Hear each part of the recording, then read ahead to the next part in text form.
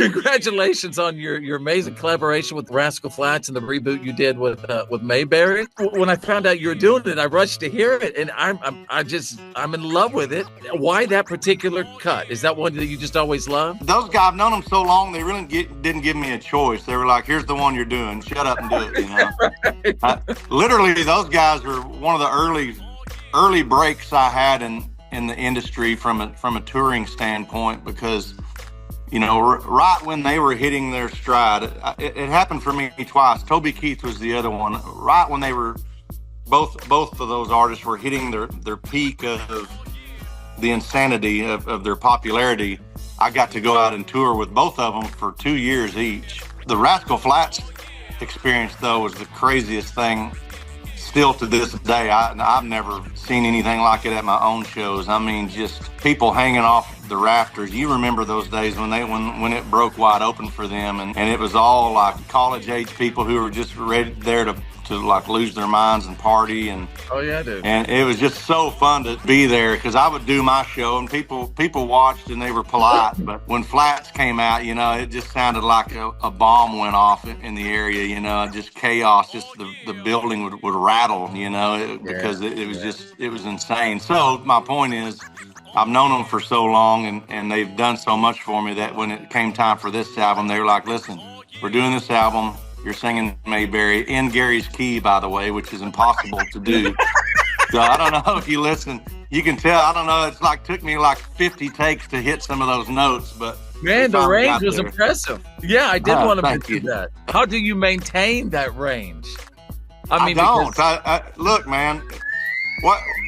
Speaking of Toby, it's like I ain't as good as I once was. I'm as good once as I ever was. That's what that recording was like for me. It's like, okay, I'm not going to speak for a week and just save up and go in there and just I'm going to blow my voice out on one song, but it's okay. Yeah. It's for Flatts. Yeah. Let's act as if Texas is going #1. Would you tell me the story behind it? I love your optimism. Yes, sir.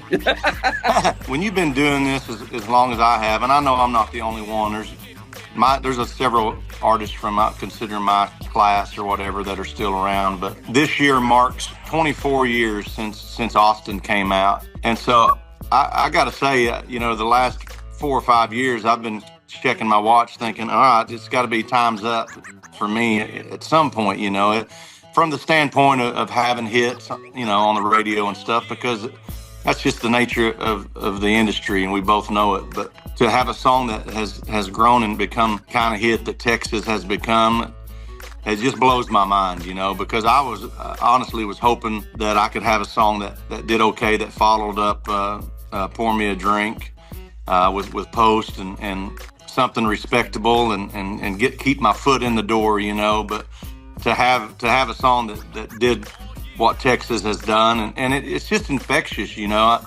I got to say, it's the power of a great song, a well-written song, and clever and just catchy, you know. I mean, I remember the first couple of times I heard the song after we recorded it, just listening to that steel guitar opening and all that, I would wake up in the middle of the night and the song, I couldn't get my own song out of my head, you know. And I thought, man, that's got to be a good sign, because normally by the time I get a copy of something that I've worked on, I'm already sick of it, you know.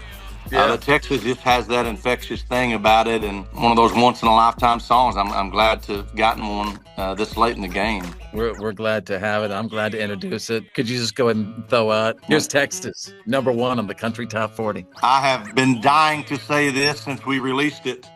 Here is Texas at #1 on the Top 40. Dude, that's awesome. I'm going to wrap up with this comment. Hey, you know, you said, you know, where you are in the game right now, you love to have hits. But man, I mean, in a way, it sort of feels like the beginning in a way, doesn't it, for you? Well, man, I hope you're right about that. And to answer your question, it does feel a little bit like a rebirth. You know, I've been pretty much gone for 3 or 4 years as far as, you know, in the game. And you know how that is. And so to step back in and wonder if you still have a spot or not, and then find out, you know, the song like this takes off, and it does feel new again to me. And I'm having a blast, man. I know that everything that happens for me at this point is just icing on the cake, but I love icing.